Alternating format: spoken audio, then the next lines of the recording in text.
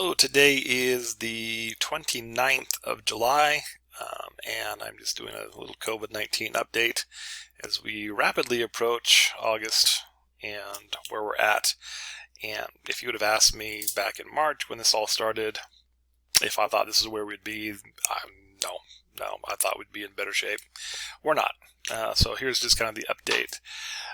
In the U.S., the number of cases is now listed at 4,361,000, and in North Carolina, it is 116,300. I've been kind of hearing through the buzz like, oh, look, we've flattened the curve again.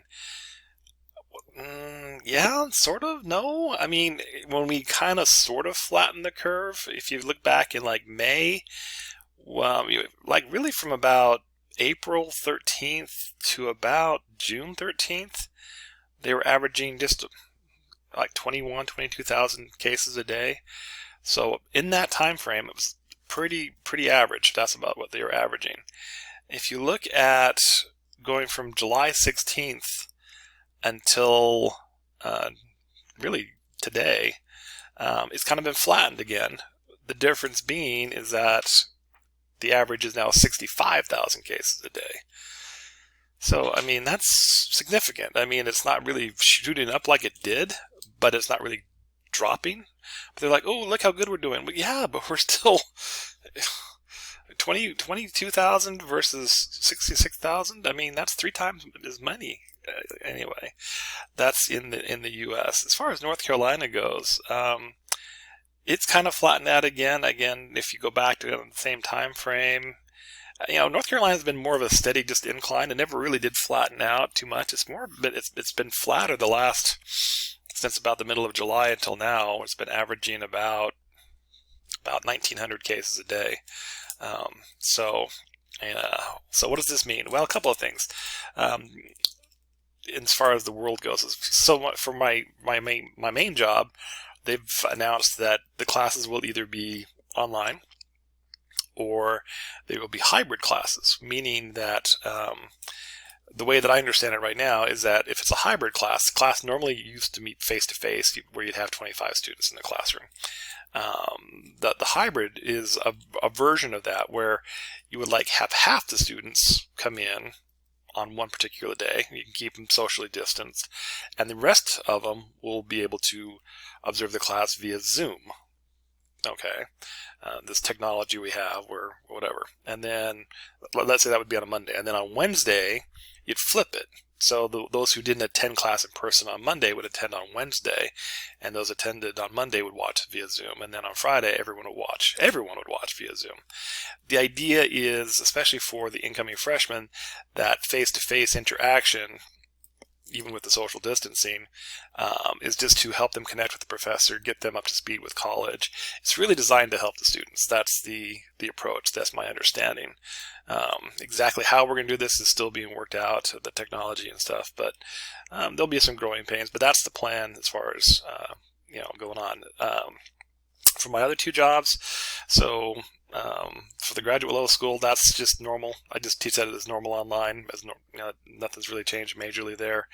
And then for my the community college, which I teach at online, they've actually had quite a huge demand for more online classes.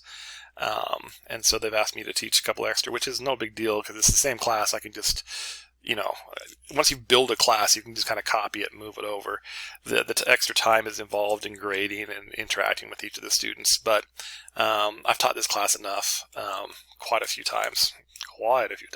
So I'm very familiar with the material, which allows me to spend more time interacting, dealing with the students, and giving more specific feedback because I'm not trying to wrap my head around the material as much. So that's an advantage. Some other things that have kind of been affected by things. Everywhere you go now is a mask. You have to wear a mask.